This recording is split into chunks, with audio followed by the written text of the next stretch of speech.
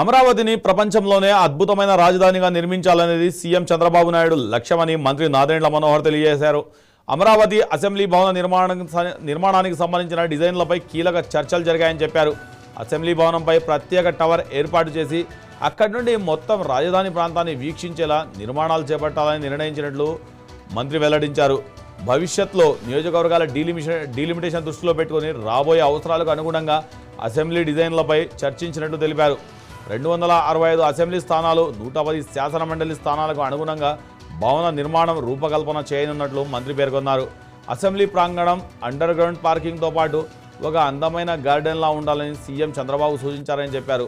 మంత్రులు, విప్పులు, కమిటీ చైర్మన్లు, శాసనసభ్యులకు మెరుగైన సదుపాయాలు కల్పించడమే లక్ష్యంగా డిజైన్ రూపొందిస్తున్నామని మంత్రి స్పష్టం చేశారు.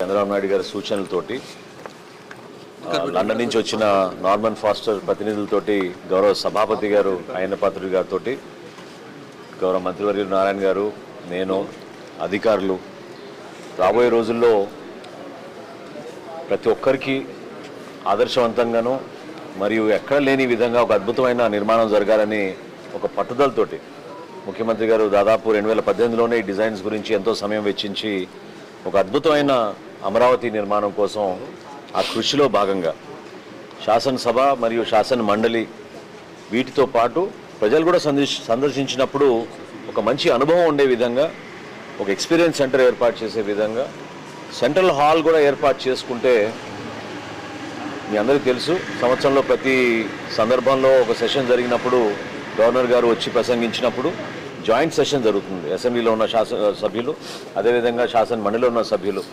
సో దాదాపు రాబోయే రోజుల్లో డీలిమిటేషన్ని దృష్టిలో పెట్టుకుని శాసనసభలో 265 స్థానాలు, అదేవిధంగా శాసన మండలిలో ఒక 110 సీట్స్ ఏర్పాటు చేసుకునే విధంగా ఈరోజు ఆ డిజైనింగ్ అంతా కూడా ఒకసారి వాళ్ళు కూడా ప్రజెంటేషన్ చేశారు.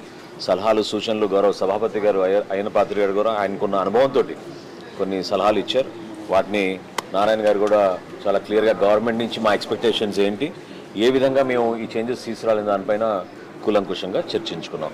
సో ఖచ్చితంగా అండర్ గ్రౌండ్ పార్కింగ్, తర్వాత న్యాచురల్ రిసోర్సెస్ ముఖ్యమంత్రి గారు ప్రత్యేకంగా కోరింది నిన్న నారాయణ గారితో మీటింగ్లో ఒక గార్డెన్ లాగా ఉండాలి ఈ ప్రాంగణం అని చెప్పారంట. సో దానికి అనుగుణంగానే వాళ్ళు చేసిన డిజైన్స్ అన్నింటినీ కూడా ప్రాక్టికాలిటీ పర్స్పెక్టివ్ నుంచి, ఫంక్షనాలిటీ పర్స్పెక్టివ్ నుంచి ఇక్కడున్న మినిస్టర్స్ కానివ్వండి, విప్స్ కానివ్వండి, కమిటీ చైర్మన్స్ కానివ్వండి, అదేవిధంగా సభ్యులకి మెరుగైన సదుపాయాలు కల్పించాలనే ఉద్దేశంతో ఈ డిజైన్ గురించి ఎంతో సమయం వెచ్చించి ఒక అద్భుతమైన అమరావతి నిర్మాణం కోసం ఆ కృషిలో భాగంగా శాసనసభ మరియు శాసన మండలి వీటితో పాటు ప్రజలు కూడా సందర్శించినప్పుడు ఒక మంచి అనుభవం ఉండే విధంగా ఒక ఎక్స్పీరియన్స్ సెంటర్ ఏర్పాటు చేసే విధంగా సెంట్రల్ హాల్ కూడా ఏర్పాటు చేసుకుంటే, మీ అందరికీ తెలుసు సంవత్సరంలో ప్రతి సందర్భంలో ఒక సెషన్ జరిగినప్పుడు గవర్నర్ గారు వచ్చి ప్రసంగించినప్పుడు జాయింట్ సెషన్ జరుగుతుంది. అసెంబ్లీలో ఉన్న సభ్యులు, అదేవిధంగా శాసన మండలిలో ఉన్న సభ్యులు.